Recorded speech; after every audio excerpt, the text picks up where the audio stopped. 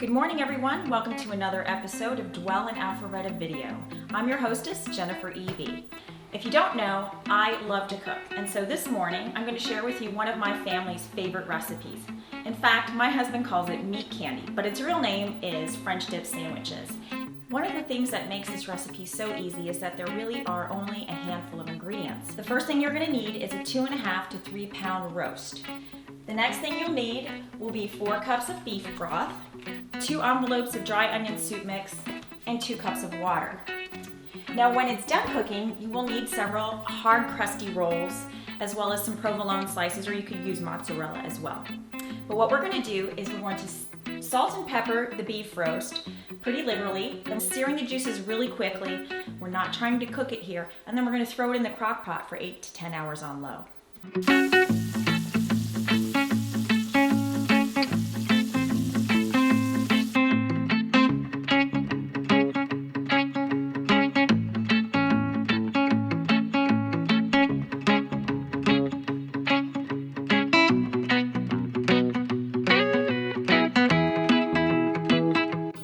Okay, it's been about 10 hours later, and I've just taken the roast out of the crock pot, and I'm going to shred it really quickly and put it back in the crock pot. Okay, dinner's almost ready.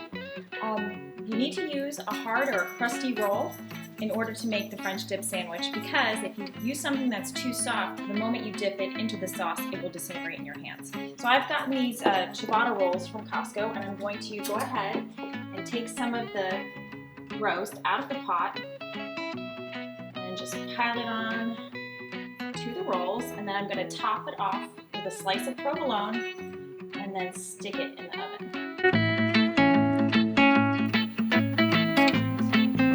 Alright, we're ready to put it in the oven. I'm going to stick it on the second rack, and I'm going to program the oven to be broil on high. And you want to keep an eye on it, because if you don't, the bread will burn. It'll just be about a minute and they'll be ready to come on out.